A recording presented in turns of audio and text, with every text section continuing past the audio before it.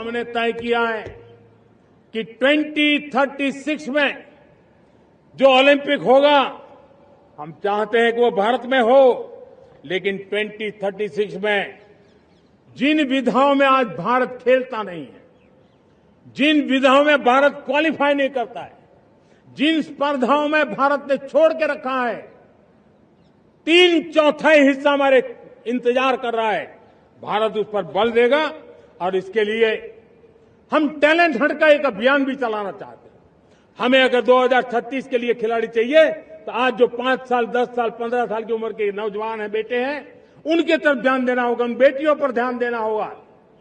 और इसलिए 5 से 15 उम्र के बच्चों में खेल प्रतिभा ढूंढने के लिए गांव गांव, शहर शहर, स्कूल स्कूल एक टैलेंट हंट का अभियान चलाया जाएगा। बच्चों की प्रतिभा को देखा जाएगा और फिर उनको स्पेशल ट्रेनिंग दे करके देश के लिए खेलने वाले अच्छे खिलाड़ी बनाए जाएंगे।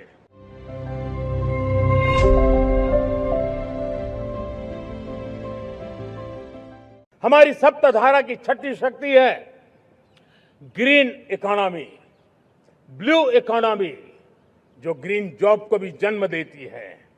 हमें green hydrogen, renewable energy, energy storage, green mobility, green manufacturing in global scale हमें पा करके रहना है। हमें दुनिया जब ग्लोबल वार्मिंग की चर्चा करती रहती है, हम रास्ते खोजते रहते हैं, हम समस्याओं का समाधान दे रहे हैं। और भारत ये ग्रीन मूवमेंट का बहुत बड़ा सामर्थ्य लेकर के चलिए। भारत के पास ब्लू इकोनॉमी के लिए भी बहुत बड़ा अवसर है।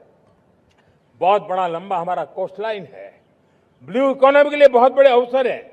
फिशरीज है, कोस्टल टूरिज्म है, ओशन टेक्नोलॉजी है। ऐसे कितने ही क्षेत्र हैं जिसमें हम आगे बढ़ सकते हैं।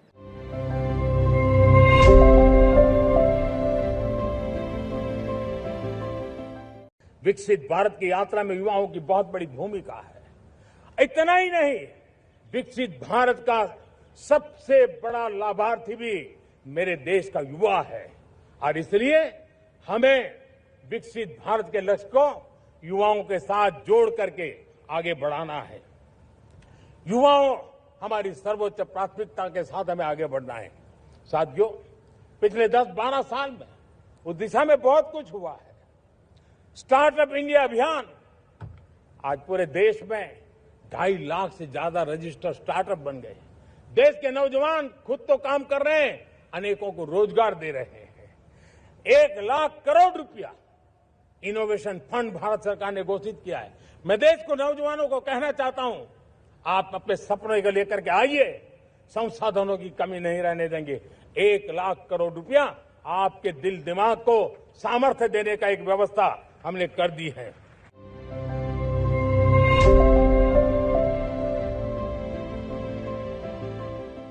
पूरी टेक्नोलॉजी क्रिटिकल मिनरल पर निर्भर है। भारत इसमें भी अपने आप को सुरक्षित करने में जुटा हुआ है। क्रिटिकल मिनरल का लक्ष्य साझा किया जाए। नेशनल क्रिटिकल मिनरल ये हमने लॉन्च किया। बजट में क्रिटिकल मिनरल कॉरिडोर की हमने घोषणा की है। कई देशों के साथ एग्रीमेंट हो रहे हैं। विश्व के कई देश अब इस क्रिटिकल मिनरल के विषय में भारत के पर भरोसा करने लगे हैं।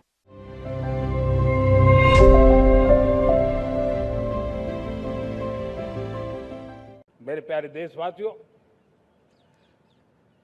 कुछ चीजें मैंने बताई हैं, लेकिन मैं इससे भी आगे सोचता हूं।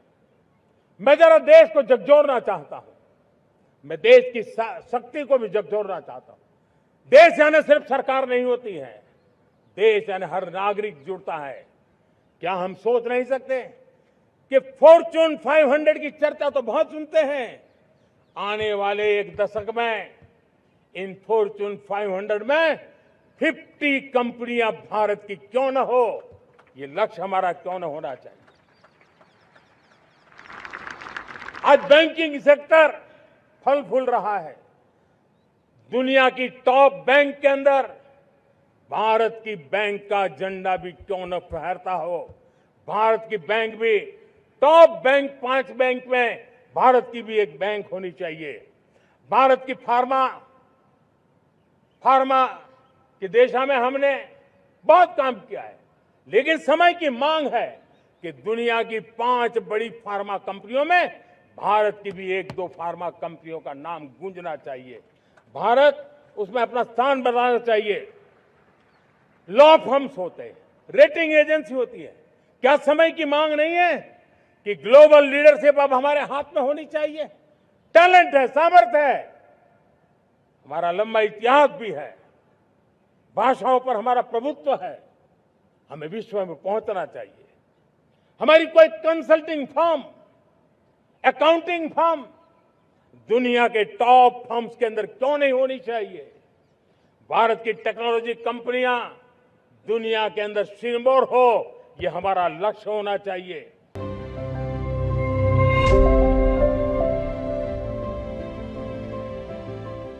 हमारे मध्यम वर्गीय परिवारों के सामने एक बहुत बड़ा बोझ बन चुका है कोचिंग क्लासेस की स्पर्धा।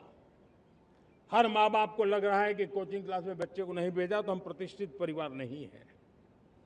इन गरीब और मिडिल क्लास परिवारों की हम चिंता करते हुए हजारों करोड़ रुपए का उनका खर्च है वो भी बचे, बेटे भी अपने आसपास रह सके, उनकी देखभाल हो सके, परिवार पर आर्थिक बोझ न आए। और इसलिए हमने युवाओं के लिए विभिन्न परीक्षाओं की फ्री ऑनलाइन कोचिंग हमने करने का निर्णय किया है। डिजिटल पब्लिक इंफ्रास्ट्रक्चर है, हमारे पास उत्तम टैलेंट है, टीचर्स हैं, उन संसाधनों को जोड़ करके हम देश के नौजवानों को फ्री कोचिंग देने का एक पूरा नेटवर्क हम खड़ा करने वाले हैं।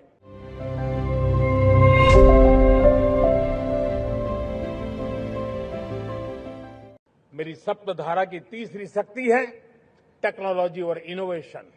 मेरे प्यारे देशवासियों, आज जमाना एआई का है, क्वांटम का है, स्पेस का है, रोबोटिक्स का है, डेटा सेंटर्स का है। पूरी तरह एक नया क्षेत्र खुल चुका है और इमर्जिंग टेक्नोलॉजी ये भी हर पल हमें चुनौती दे रही है। और इसलिए देश को दुनिया के लिए मार्केट नहीं बना देना, हमें इनोवेशन का हब बनना है। हमने यूपीआई और डिजिटल पब्लिक इंफ्रास्ट्रक्चर में लोहा मनवा लिया है, हमारी ताकत का परिचय करवा दिया है।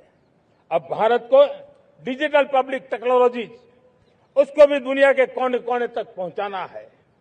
भारत को नेक्स्ट जनरेशन कम्युनिकेशन टेक्नोलॉजी में लीड करना है। मेड इन इंडिया 6G हर कोने में पहुंचे, ये हमारा लक्ष्य होना चाहिए और हमें उसमें तेजी करनी चाहिए और इसके लिए हमारा प्रयास कम नहीं होना चाहिए।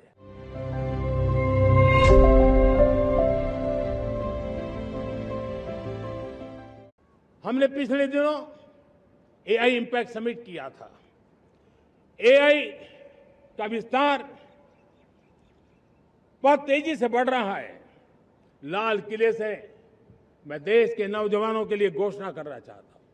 हमने तय किया है कि आने वाले 1 वर्ष में 1 करोड़ युवाओं को एआई स्किल के लिए ट्रेनिंग देने का हम काम करेंगे।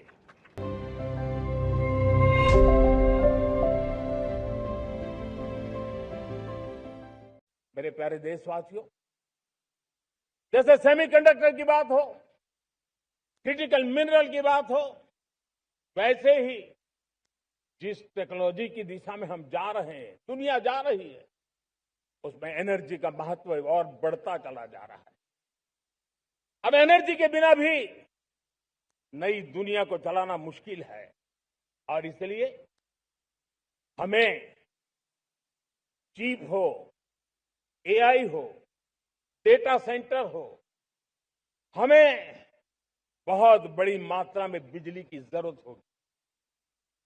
एनर्जी सिक्योरिटी ये हमारे समय की मांग है और इसलिए हमने पहले से ही उस दिशा में एक के बाद एक मजबूत कदम उठाए हैं।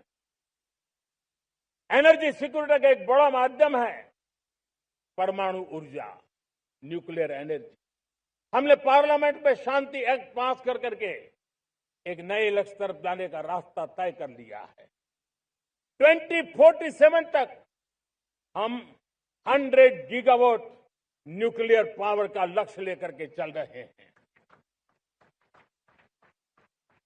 इसी एक दशक में हम 5 नए न्यूक्लियर रिएक्टर शुरू करने का लक्ष्य लेकर के चल रहे हैं। इस वर्ष भारत ने फास्ट ब्रीडर न्यूक्लियर टेक्नोलॉजी में महारत हासिल करके एक अहम पड़ाव पार किया है।